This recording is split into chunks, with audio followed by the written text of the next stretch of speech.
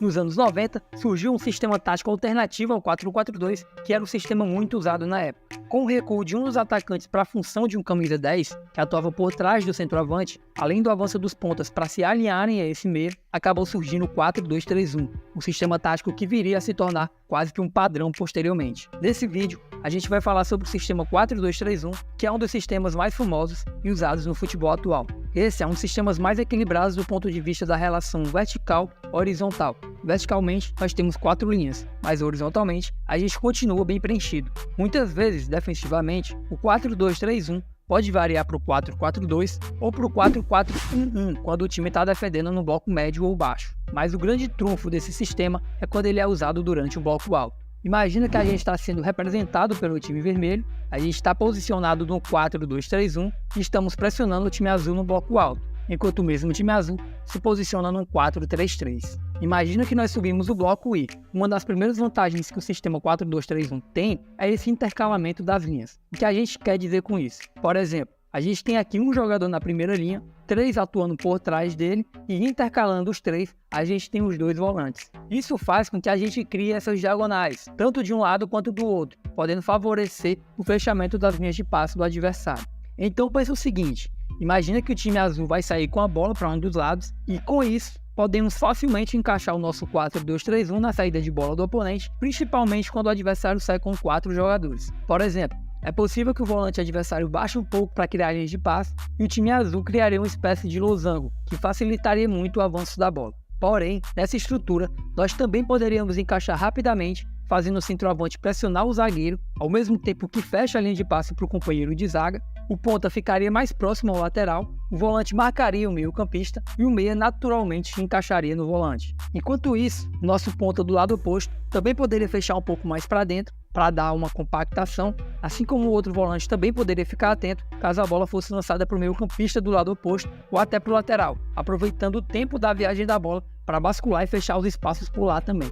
Mesmo assim, ainda temos um espaço livre por aqui, que poderia ser usado para uma condução do zagueiro com bola. Mas caso isso acontecesse, ainda teríamos condições de fechar o espaço rapidamente e acabar criando uma zona de pressão muito grande que provavelmente geraria dificuldades para o jogador com bola. Já ofensivamente, o 4-2-3-1 permite muitas variações também. Uma das variações que podem acontecer no 4-2-3-1 é a alternância para o 3-4-3 nas fases iniciais de ataque. Existem diferentes maneiras para se fazer essa alternância. A forma de alternar os posicionamentos dos jogadores vai mudar de acordo com a característica de quem está ocupando cada posição. Por exemplo, imagine o cenário que a gente tem um lateral esquerdo que não tem tantas características para avançar pelo corredor e do outro lado a gente tem um lateral direito que funciona muito bem como ponta quando o time ataca. A gente poderia usar uma saída de 3, liberando a subida do lateral direito, abrindo um pouco mais o zagueiro pela direita, centralizando o zagueiro pela esquerda e puxando o lateral esquerdo para fechar o primeiro trio com a dupla de zaga. Já os 2 volantes poderiam ficar alinhados com o lateral direito, que subiu um pouco mais, e para fechar essa linha de 4 no meio campo, a gente poderia recuar um pouco mais o ponta pela esquerda. Como o lateral direito subiu, o ponta direito pode fechar por dentro, se aproximando do centroavante e, fechando o trio e ocupando o espaço pela esquerda, a gente poderia fazer o meia cair um pouco mais por ali.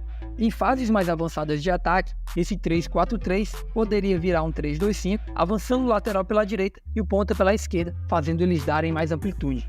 Agora imagine que os 2 laterais possuem características de avançar bastante pelo corredor. Poderíamos fazer a mesma variação, mas com deslocamentos diferentes. Neste caso, um dos volantes poderia se alinhar aos zagueiros para fazer esse trio que a gente falou anteriormente, e esse volante poderia entrar entre os 2 zagueiros ou pelas laterais deles. Neste caso, os 2 laterais poderiam subir para a linha do meio, empurrando os 2 pontas para jogarem por dentro, mais próximo ao atacante, e o meia poderia recuar para ocupar o espaço deixado pelo volante, que desceu para se alinhar aos zagueiros. Da mesma forma, esse 3-4-3 também poderia virar um 3-2-5 em fases mais avançadas. Seriam os mesmos posicionamentos, mas encaixando os jogadores em diferentes setores de acordo com as características. Existem outros posicionamentos além do 3-4-3, como o 2-3-2-3, por exemplo.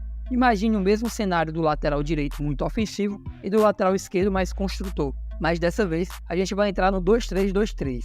Os 2 zagueiros continuariam em seus posicionamentos normais, enquanto o lateral direito seria liberado para chegar muito à frente e o lateral esquerdo subiria para atuar nessa segunda linha, juntamente com os volantes. O volante pelo lado esquerdo poderia centralizar, enquanto o volante pela direita poderia cair numa posição similar ao do lateral esquerdo, mas do lado oposto, o que daria suporte também para a subida do lateral direito.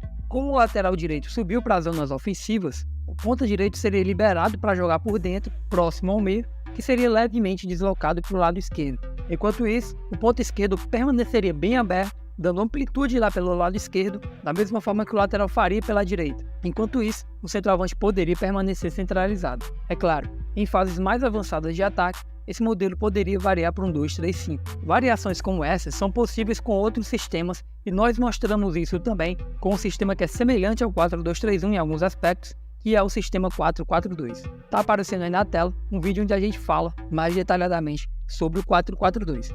Clique e assista agora mesmo.